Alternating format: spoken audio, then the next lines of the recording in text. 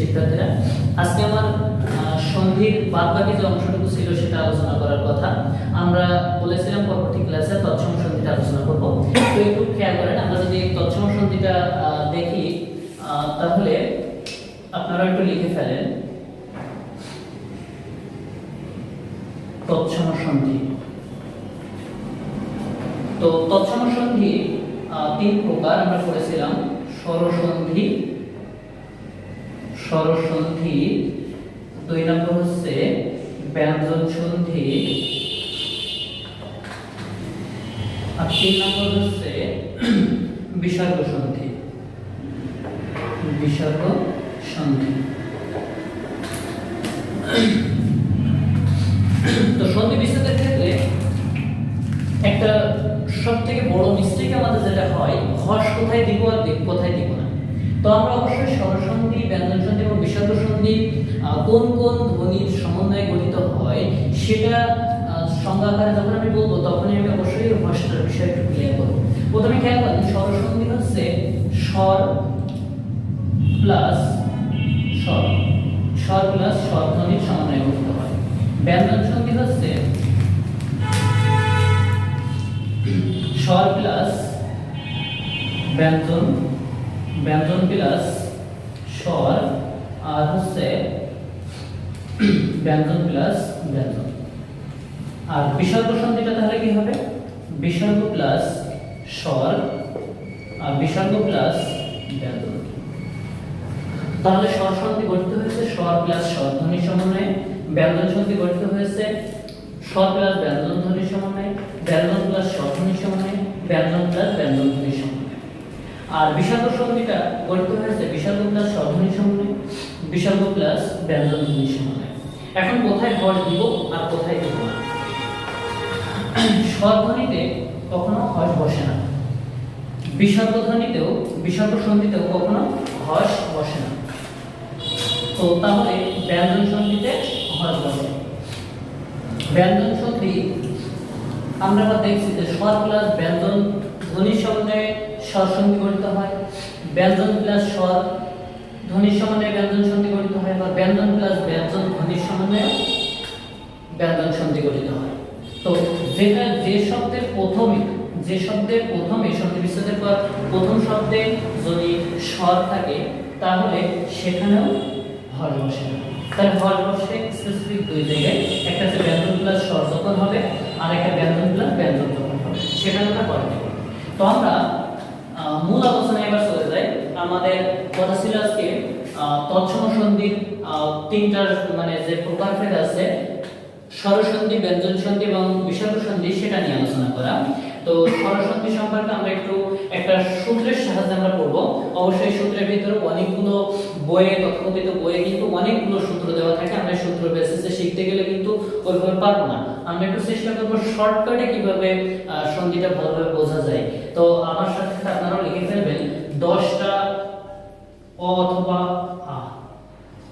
1 2 3 4 5 6 7 8 9 10। তাহলে আমাদের 11টা লিখতে হবে অ অথবা আ। এবার আমরা 11টা ক্লাস চিহ্ন দিয়ে দেব।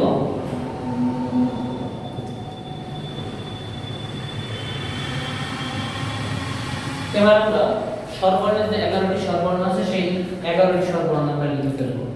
অ, আ, হ্রস্বই, দীর্ঘই, হ্রস্ব, দীর্ঘ, রি, এ, ওই, ও, ও। 11টা সমান সমান দেব, 11টা সমান চিহ্ন। এবার খেয়াল করেন, আমরা সূত্রটা যদি এমন ভাবে সাজাই, প্রথম দুইটার জন্য আ হবে। আমরা এতটুকু তো অ্যাটলিস্ট মনে রাখতে পারবে, তাই না? প্রথম দুইটার জন্য আ হবে। এবার বাদ বাকি কয়টা থাকলো? বাদ বাকি 9টা। তো আমরা 4টা করে ভাগ করি, প্রথম 4টা এবং পরের 4টা। তাহলে মাঝে থাকলো অ অথবা আ প্লাস রি। এটার জন্য আমরা লিখবো অর অথবা আ। তো মনে রাখার সুবিধার্থে আমরা একটু মানে গল্প বা ছন্দের সাহায্যে বলতে পারি, মজা করে বলতে পারি যে প্রথম 4জন বা প্রথমে 4জনের একটা দল এবং পরের 4জনের একটা দল খেলা হবে। তো মাঝখানে এই যে অ অথবা প্লাস রি, এখানে আমরা দিয়েছি অর মানে অথবা। তো আমরা মনে রাখতে পারি এই দল জিতবে অথবা এই দল জিতবে, তাহলে মাঝখানে অরটা থেকে যাচ্ছে। ঠিক আছে? তো এখানে খেলাটা শুরু হওয়ার পূর্বে যে সমস্যাটা হলো, এই যে গ্রুপ আছে এই গ্রুপে একটু খেয়াল করেন, এখানে কিন্তু এ ওই ও ও মানে এখানে দুইটা লেজ যুক্ত এবং দুইটা লেজ বিহীন, মানে আছে এ ও আর ওই আর ও, মানে এখানে দুইজনের লেজ আছে আর দুইজনের লেজ নাই। এরা আবার এক টিমে খেলতে পারছে না, মানে এদের মধ্যে একটা ঝামেলা হয়েছে। ঠিক আছে? তো আমরা লেজ যুক্ত যেটা সেটা এক গ্রুপে দিয়ে দিব এবং লেজ বিহীন যারা তাদেরকে আরেক গ্রুপে দিয়ে দিব। তো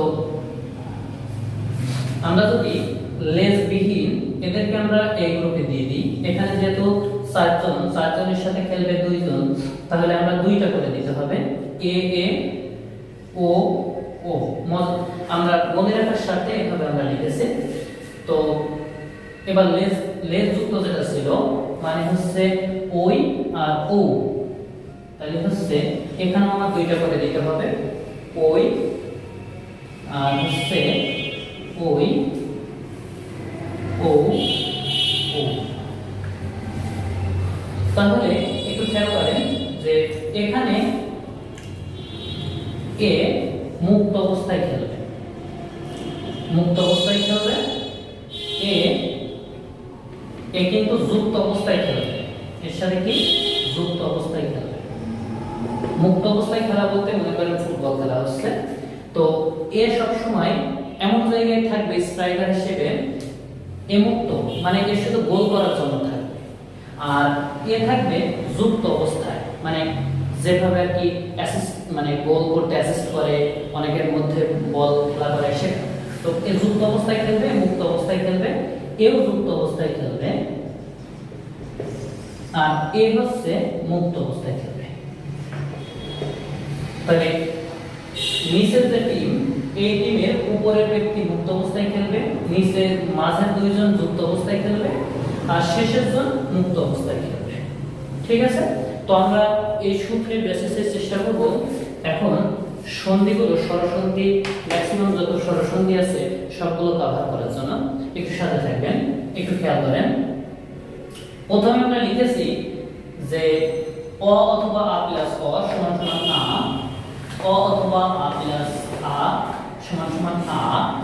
এখন এইগুলো আমার স্পেসিফিক লেখার দরকারটা কি ছিল?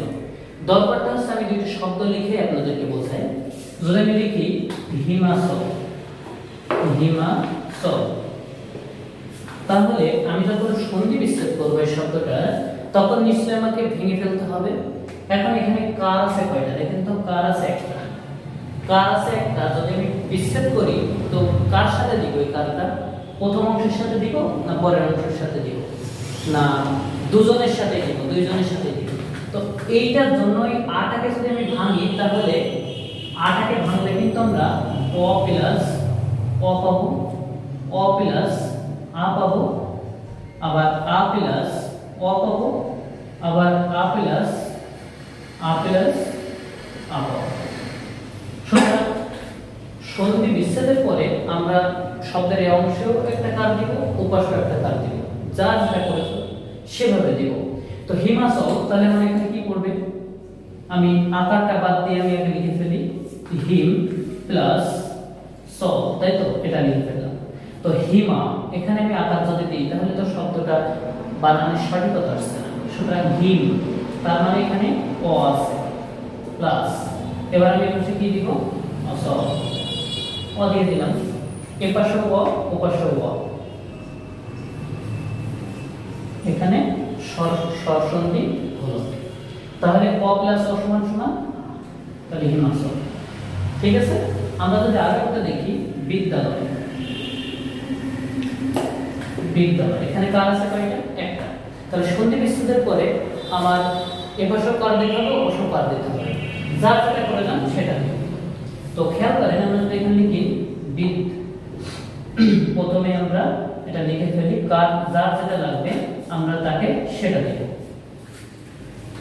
তো এখানে বিদ্য, বিদ্য তো কখনো হয় না, সঠিক শব্দটা কি? সঠিক শব্দ হচ্ছে বিদ্যা, সুতরাং আমরা এখানে আ দিয়েছি।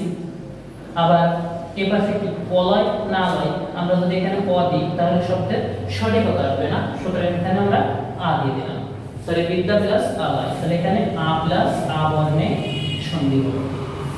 এখন আ প্লাস আ সমান সমান আমরা কি বলেছিলাম? আ প্লাস আ সমান সমান আ, মানে একটা আ কে ভাঙলে আমরা ক প্লাস অ পাবো, ক প্লাস আ পাবো, আ প্লাস অ পাবো, আ প্লাস আ পাবো। এজন্য বিদ্যা প্লাস আলয় এখানে আ প্লাস আ মিলে একটা, আবার ক প্লাস অ মিলে একটা। তো এজন্যই কিন্তু আমরা প্রথমে এইভাবে সূত্রটা আর কি লিখেছি।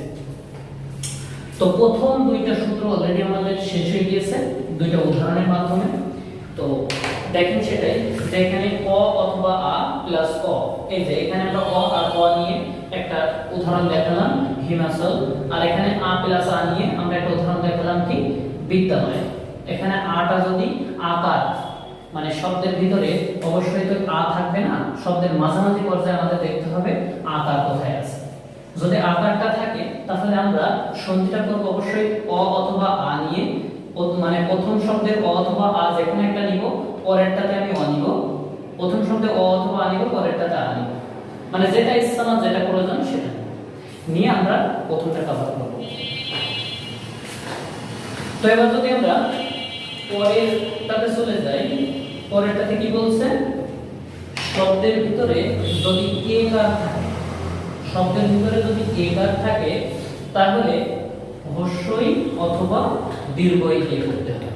প্রথমটাতে অ অথবা আ এটা তো সবার সাথেই থাকবে, কিন্তু পরেরটাতে হস্যই অথবা দীর্ঘই থাকবে। তো এই ক্ষেত্রে আমাদের একটু মনে রাখতে হবে দুইটা তিনটা জিনিস একটু লিখে রাখতে হবে। এটা শব্দের সবথেকে বেশি আসে ইন্দ্র, ইন্দ্র, ইক অথবা ইট, এই তিনটা বানানে সবসময় হস্যইকার। আর হচ্ছে ইশ, ইশ অথবা ইশ অথবা যদি আমরা ইক্ষা দিই, ইশ অথবা ইক্ষা, এই বানানে দীর্ঘইকার। তাহলে প্রথম বানানে হস্যইকার ইন্দ্র, ইক, ইট, আর ইশ অথবা ইক্ষাতে দীর্ঘইকার। তো এইটা আমরা কেন দিলাম? এটা সঠিক বানান অর্থে, এবং এটা সবথেকে বেশি আসে শব্দের ভিতরে। যদি আমরা একার দেখি তাহলে আমরা কি করব? আমরা হস্যই অথবা দীর্ঘই দিয়ে করব। যেখানে শব্দের মানে শব্দে বিচ্ছেদ করার পরে এর এই পাশের শব্দে আমার কোনটা লাগবে এবং ওই পাশের শব্দে কোনটা লাগবে, আমরা সেই যেটা লাগবে যা যেটা প্রয়োজন সেটা দিব বানানের সঠিকতা অর্থে। তাহলে এবার আমরা একটু খেয়াল করি, যদি আমরা লিখি কয়েকটা শব্দ লিখি, যদি লিখি নরেশ, নরেশ, ভবেশ, যদি লিখি যথেচ্ছা, যথেচ্ছা, যদি লিখি জিতেন্দ্র, জিতেন্দ্র, যদি লিখি নরেন্দ্র। তো আমরা এগুলো দিয়ে যদি একটু প্র্যাকটিস করি তাহলে আমরা অবশ্যই বুঝতে পারবো বিষয়টা। আমরা কি বলেছিলাম? যদি শব্দের ভিতরে একার থাকে তাহলে আমরা কি করব? হস্যই অথবা দীর্ঘই দিয়ে করব। তাহলে প্রথমে তো অ অথবা আ ধ্বনি এবং পরেরটা হস্যই অথবা দীর্ঘই, যেটা প্রয়োজন পড়বে। তাহলে আমরা একারটা কেটে দিলাম, একারের পরিবর্তে তাহলে আমি বাদ-বাকি অংশটুকু লিখে ফেলি নর প্লাস, নর প্লাস এপাশে কি আছে? তালবস্য আছে, নর প্লাস তালবস্য। তাহলে এখানে একার, তাহলে একারের পরিবর্তে আমরা কি বলেছিলাম? এপাশে আমার একটা কি দিতে হবে? অ অথবা আ। তাহলে সন্ধি প্রথমে কি দিয়েছিলাম? এই যে অ অথবা আ, অ অথবা আ। তাহলে এখানে নর, নর না নরা? এখানে সঠিক হচ্ছে নর, সুতরাং এখানে অ হবে। আচ্ছা, এবার আমি এই পাশে কি দিব? নরেশ, এশ, একটা কথা মনে রাখতে হবে, এশ যদি শব্দের ভিতরে উচ্চারণ হয় সেখানে সন্ধি বিচ্ছেদে ইশ হয়, দীর্ঘই তার বসায় ইশ, যেটা আমি লিখে দিয়েছিলাম ইক্ষা অথবা ইশ, এই বাক্যটাতে সবসময় দীর্ঘ ইকার হয়। তাহলে আমরা এখানে দিয়ে দেব ইশ। তাহলে এখানে কোন কোন বর্ণে সন্ধি হয়েছে? এখানে অ প্লাস দীর্ঘ ই বর্ণে সন্ধি হয়েছে। এবার যদি আমরা পরেরটাতে একটু দেখি, ভবেশ, তাহলে একই রকম একার আছে, তাহলে আমি প্রথম শব্দটা লিখে ফেলি একার বাদ দিয়ে, ভব প্লাস তালবস্যা। এখানে আমি ভব আদা দিব না অ দিব? এখানে ভবা শব্দটা তো আসবে না, তাই না?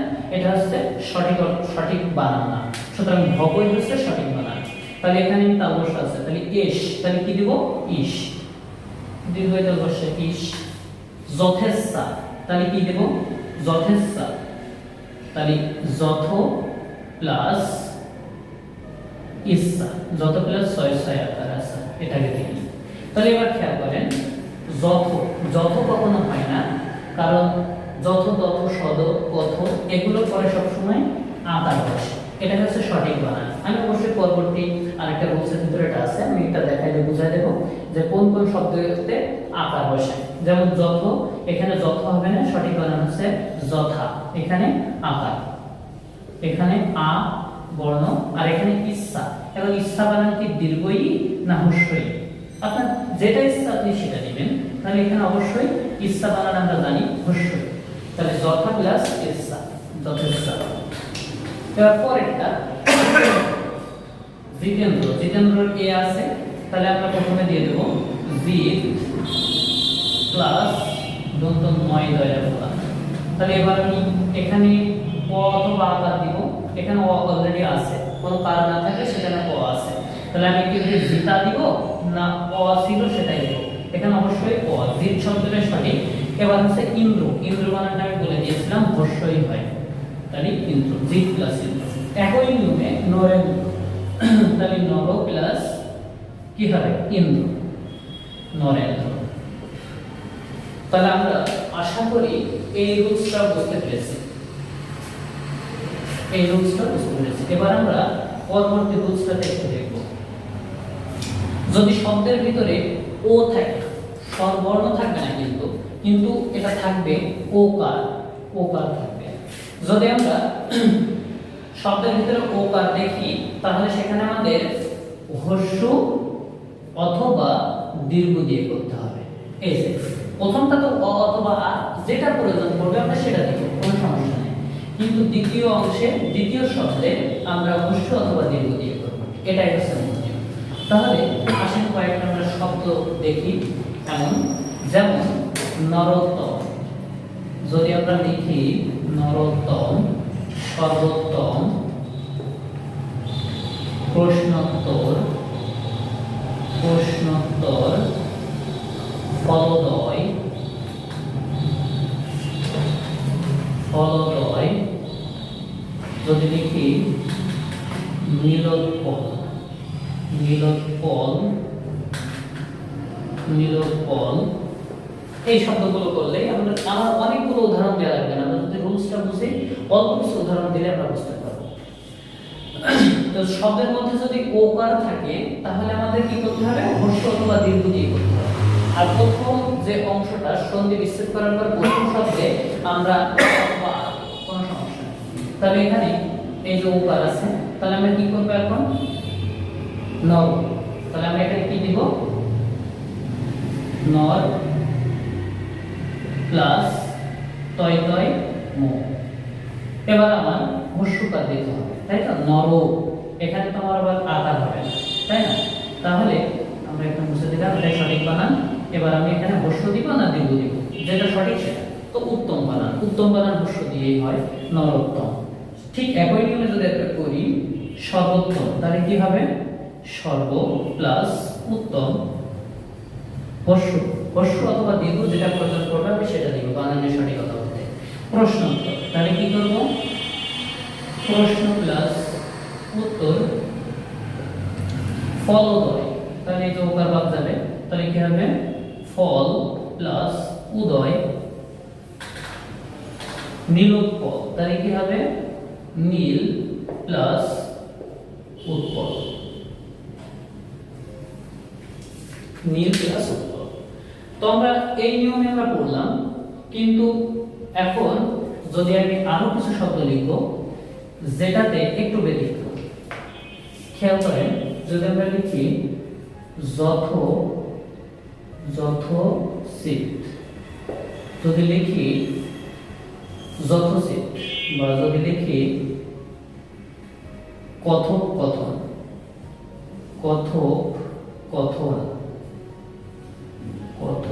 তাহলে এটা কি হবে? এখানে নিশ্চয়ই নিয়ম অনুযায়ী যেটা হওয়ার কথা হবে যথ প্লাস উচিত, এটা হওয়ার কথা। এটা আমরা নিচে লিখি কথ প্লাস উপকথন।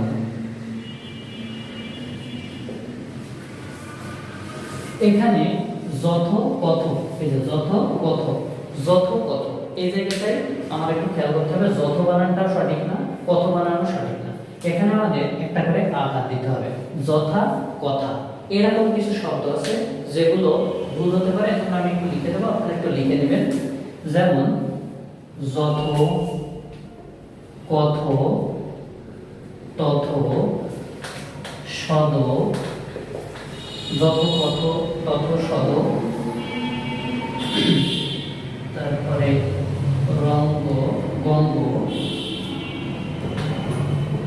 গঙ্গ, রাজ, রং, এইগুলোর পরে সবসময় একটা আকার বসে, এগুলোর পরে সবসময় একটা আকার বসে। তো এখানে আরো একটা আমাদের বাদ দিয়েছে মহ, তাহলে যথ কথ তথ সদ মহ গঙ্গ রাজ রং, এগুলোর পরে সবসময় একটা আকার বসে। তাহলে আমরা যদি এখানে কি মহেন্দ্র, তাহলে এবার কি হবে মহ প্লাস ইন্দ্র, তাই তো নাকি মহ প্লাস ইন্দ্র না মহা প্লাস ইন্দ্র? মহা প্লাস ইন্দ্র, এটাই সঠিক, মহা প্লাস ইন্দ্র। এই রুলসের অধীনে একটা জিনিস আমাদের মনে রাখতে হবে, মন, এই মন কথার সাথে যদি কোনো ওকার আসে তাহলে আমরা তখন এই ওকারের পরিবর্তে বিসর্গ দেব, ওকারের পরিবর্তে কি দেব? বিসর্গ দেব। তাহলে কি হবে তখন? মন বিসর্গ। যেমন মনোযোগ, তাহলে কি দিতে হবে? মন বিসর্গ প্লাস যোগ, মনোযোগ। যদি মনোরম, তাহলে কি হবে? মনোরম, তাহলে কি হবে? মন বিসর্গ প্লাস রম, মনোরম। এটা আমাদের মনে রাখতে হবে। ওকার থাকলে আমরা কিন্তু কি করব না, ওকার থাকলে কিন্তু আমরা হস্যকার দিয়ে দেব না। আমাদের মন কথাটার সাথে যদি ওকার থাকে তখন আমরা মনের পরে কি দিব? বিসর্গ দিব। এই কথাটা একটু মনে রাখতে হচ্ছে শোনা। আর ব্যতিক্রম রুলস অবশ্যই আছে, ব্যতিক্রম কিছু শব্দ আছে, সেই ব্যতিক্রম শব্দগুলো আমি কিছু চেষ্টা করব কয়েকটা লিখে দেওয়ার জন্য, কারণ এই ব্যতিক্রম শব্দগুলো আবার অনেক সময় পরীক্ষাতে আসে, সেগুলো আবার রুলসের কোনো নিয়ম মানে না। কিছু কিছু শব্দ আছে যেগুলো কোনো নিয়ম মানে না। যেমন শব্দজাত, যদি আমরা লিখি শব্দজাত,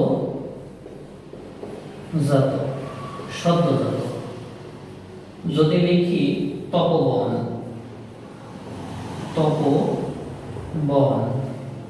যদি লিখি বয়োজ্যেষ্ঠ, আপনারা একটু মুখস্থ করে নেবেন এগুলো, বয়োজ্যেষ্ঠ। তারপরে যদি লিখি অধোগতি,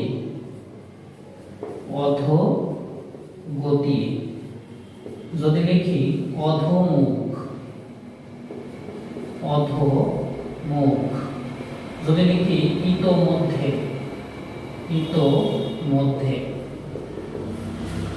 দেখেন এখানে সবগুলো কিন্তু ওকার আছে। ওকার থাকা সত্ত্বেও এখানে কিন্তু আমরা কি করব না, ওকার থাকলে এখানে হস্যকার দেব না, এখানে বিসর্গ বসবে। মন যেভাবে হয়েছিল এখানে সেইভাবে। তাহলে আমরা কি করব, এখানে সদ্য, ওকারের পরিবর্তে কি হবে? যফলা বিসর্গ প্লাস জাত, সদ্যজাত। তাহলে কি হবে? তপ বিসর্গ প্লাস বন, বয়োজ্যেষ্ঠ, তাহলে কি হবে? এগুলো আমরা স্পেসিফিক এই কিছু শব্দগুলো একটু মুখস্থ করে ফেললেই হবে, কারণ সব শব্দ তো আমাদের মানে নিয়মের মধ্যে আসবে না, অল্প কিছু আসবে, এইগুলো শুধু এক্সেপশনাল, এইগুলো একটু মুখস্থ করে ফেলতে হবে। তাহলে কি হবে? বয় বিসর্গ প্লাস জ্যেষ্ঠ, জ্যেষ্ঠ অধোগতি, তাহলে কি হবে? অধোগতি। তারপর অধোমুখ, কি হবে? অধ বিসর্গ মুখ, অধোমুখ। ইতোমধ্য, কি হবে? ইত বিসর্গ মধ্যে, ইতোমধ্যে।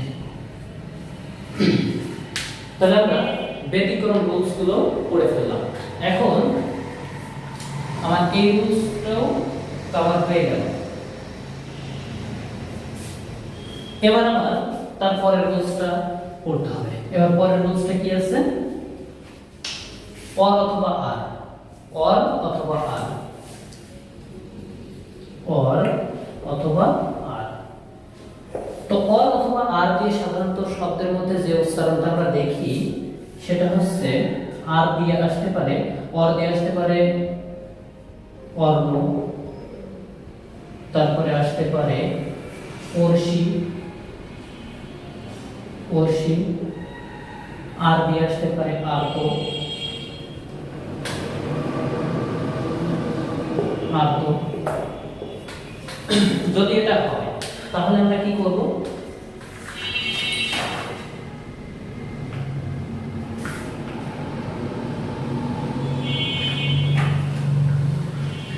যদি এটা হয় তাহলে আমাদের যে কাজটা করতে হবে অর অথবা আর, তাহলে উচ্চারণটা হয় সাধারণত অর্ণ, অর্ষি, আর্ত, এইগুলো বেশি আসে।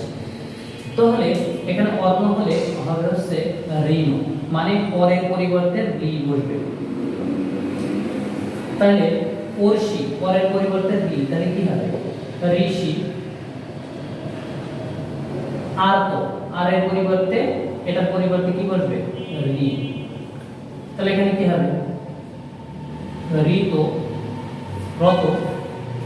তাহলে এবার আমি কিছু শব্দ আপনাদের সামনে লিখি এবং আপনারা একটু প্র্যাকটিস করেন, একটু দেখেন। যদি আমি লিখি ক্ষুধার্ত, ক্ষুধার্ত, তাহলে কি হবে? তাহলে এখানে হবে আর্ত উচ্চারণ হচ্ছে ক্ষুধার্ত। যদি লিখি ভয়ার্ত, শব্দগুলোকে লিখে ফেলি, তারপরে আমরা সন্নিবেশ করব। ভয়ার্ত, ক্ষুধার্ত, তারপর পিপাসার্ত, পিপাসার্ত। তারপরে যদি লিখি আমরা উত্তমর্ণ, উত্তমর্ণ। যদি লিখি অধমর্ণ, অধমর্ণ। যদি আমরা লিখি রাজর্ষি, রাজর্ষি, তাহলে আমরা বুঝতে পারবো। এগুলো যদি তাহলে আপনারা নিজেরাও পারবেন, একটু চেষ্টা করেন। এখান থেকে ক্ষুধা আর্ত, এখানে আর কথাটা আসছে, তাহলে কি হবে? আর্ত, আর্ত হলে রত, তাহলে কি হবে? ক্ষুধা, ক্ষুধা প্লাস রত। তাহলে এখানে কি হবে? ভয়ার্ত, তাহলে কি হবে? ভয় প্লাস রত। এখানে খেয়াল করেন সন্ধিটা হওয়ার কথা হচ্ছে অ অথবা আ প্লাস রিতে, অ অথবা আর আসলে অ অথবা আ প্লাস রিতে সন্ধি হতে হবে। দেখেন তো এখানে কি আছে? আ আছে, এখানে রি আছে, এখানে কি আছে? এখানে অ আছে, এখানে রি আছে। পিপাসা, তাহলে কি হবে? মূল শব্দ হচ্ছে পিপাসা।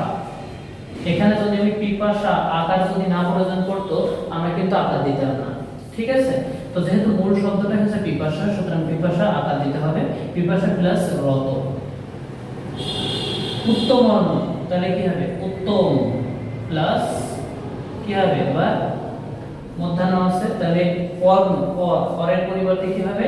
রি আর মধ্যাহ্ন, তাহলে উত্তম প্লাস রণ, ঋণ। তারপরে কি হবে? অধমর্ণ, তাহলে কি হবে? অধম প্লাস ঋণ। রাজর্ষি, তাহলে কি হবে? রাজ নাকি রাজা, মূল শব্দ হচ্ছে রাজা, তাহলে ঋষি, রাজর্ষি।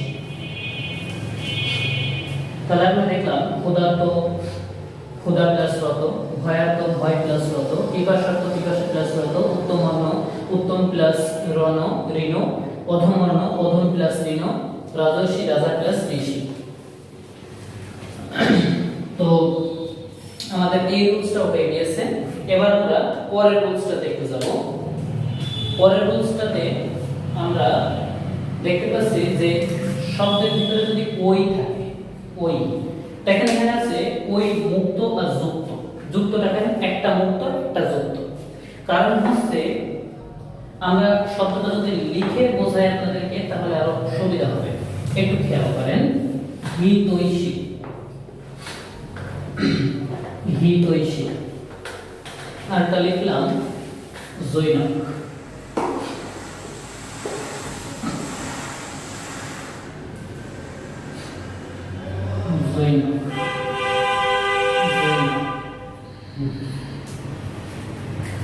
তাহলে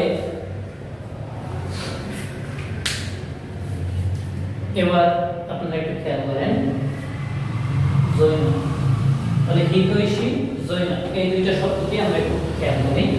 একটা হচ্ছে শব্দের এখানে ওইকার আছে, ওইকার যেহেতু আছে সুতরাং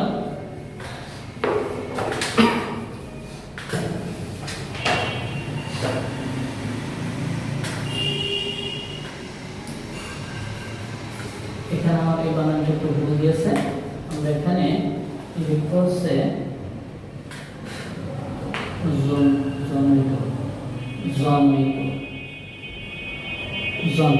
এবার খেয়াল করেন এখানে ওইকার আছে, ওখানে ওইকার আছে। এখানে শেষ বর্ণে কার যুক্ত আছে আর এখানে শেষ বর্ণে কোনো কার নাই, তার মানে শেষ বর্ণটা মুক্ত আর এখানে শেষ বর্ণটা যুক্ত। কার যুক্ত, এখানে কার যুক্ত আর এখানে কার মুক্ত। তো কার মুক্ত থাকলে অ অথবা আ, আর এখানে এ হবে, আর কার যুক্ত থাকলে ওই হবে। তাহলে যুক্তটা আমরা আগে করি, যুক্তটাতে ওই হবে। তাহলে কি হবে, এখানে হিত প্লাস এবার ওই দেব না এ দেব, যেহেতু যুক্ত তাহলে ওই দেব, তাহলে ঐশী। তাহলে ঐশী বানান যখন নাকি মধ্যাহ্ন শয়দিক কি হবে না, অবশ্যই বানানের সঠিকতা অর্থে আমাদের ঠিক করতে হবে। ঐশী, ঐশী বানানটা অবশ্যই হয়। তো হিত প্লাস ঐশী জনৈক, তাহলে এখানে কি দিব জন প্লাস এক। এখানে আমরা এ কেন দিব, কারণ শেষ বর্ণে মুক্ত ছিল। শেষ বর্ণে যদি মুক্ত থাকে সেখানে আমার এ বসবে। এটাই ছিল মূল রুলস, আমরা সেটা করে ফেললাম। এবার আর একটা আছে, এটা করে আমরা অবশ্যই ব্যঞ্জন যে সন্ধিগুলো আছে সেগুলো আমি ক্লিয়ার করব। একটু খেয়াল করেন এখানেও সেম একই রকম ও ওকার, এখানে ওকার। যদি ওকার কোথাও থাকে তাহলে আমাদের যেটা করতে হবে সেটা হচ্ছে সন্ধি বিচ্ছেদটা হবে ও অথবা ওকার।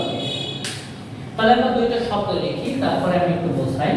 যেমন জলৌকা, জলৌকা। আরেকটা যদি লিখি,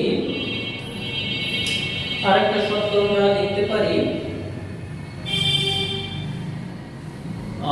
বনৌষধ, বনৌষধ, বনৌষধ। তাহলে জলৌকা বনৌষধ। বলেন তো এখানে শেষ বর্ণে দুইটাই ওকার আছে, দুইটাই ওকার আছে, দুইটাই ওকার আছে। এখন আমি খেয়াল করব যে শেষ বর্ণটা মুক্ত না যুক্ত। তাহলে প্রথমটা শেষ বর্ণটা যুক্ত, যদি যুক্ত হয় তাহলে কি হবে ও হবে। তাহলে আমরা জল প্লাস ও দিব না ও দিব, এই যে যদি যুক্ত থাকে তাহলে ও দিতে হবে। তাহলে এখানে ওকা, জল প্লাস ওকা। এবার এখানে কিন্তু শেষ বর্ণটা মুক্ত, তাহলে মুক্ত থাকলে ওকার হবে। তাহলে এটা কি হবে বনৌষধ। তাহলে বন প্লাস ঔষধ। এখন আমি যদি এই নিয়মের অধীনে আরো দুইটা উদাহরণ দেওয়ার চেষ্টা করি, তাহলে যদি আমি দিই পরম ঔষধ, পরম পরম ঔষধ, পরম ঔষধ। তারপরে যদি দিই মহা ঔষধি, মহৌষধি, মহৌষধি।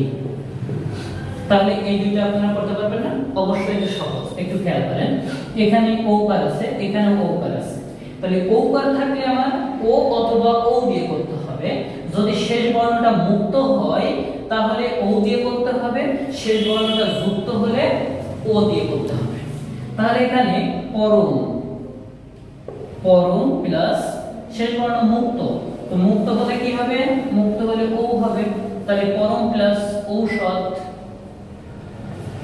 আর শেষ বর্ণটা এখানে যুক্ত, কার যুক্ত আছে? দীর্ঘিকার যুক্ত আছে। তাহলে আমরা কি করব? মহ, মহ হবে না মহা হবে? একটু আগে আমি সেটা ক্লিয়ার করেছি। তাহলে এখানে মহা হবে, মহা প্লাস ঔষধি, মহ প্লাস ঔষধি। তো আমি আশা করি তৎসম সন্ধির ভিতরে যে প্রথম যে প্রকারভেদটা ছিল স্বরসন্ধি, স্বরসন্ধি মানে 70% এখান থেকে ক্লিয়ার হয়ে গেছে। আমি পরবর্তী ক্লাসে আরো কিছু স্বরসন্ধি আছে সেগুলো ক্লিয়ার করব। তার পাশাপাশি ব্যঞ্জন সন্ধি এবং বিসর্গ সন্ধিটাও অবশ্যই ক্লিয়ার করব, এবং তার সাথে নিপাত নিষিদ্ধ স্বরসন্ধি, ব্যঞ্জন সন্ধি এবং বিসর্গ সন্ধি, বিশেষ নিয়মে সাধিত সন্ধি, এটাও পরবর্তী ক্লাসে আমি এক এক করে ক্লিয়ার করার চেষ্টা করব। পরবর্তী ক্লাসের সাথে